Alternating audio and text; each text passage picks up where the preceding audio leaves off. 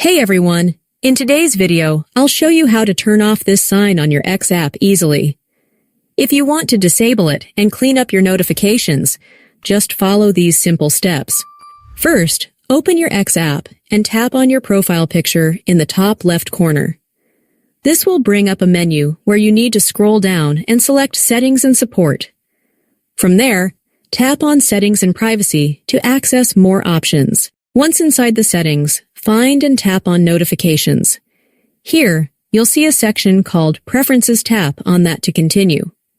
Now, look for the red notification badge option. You'll notice a toggle switch next to it. Simply tap it to turn it off.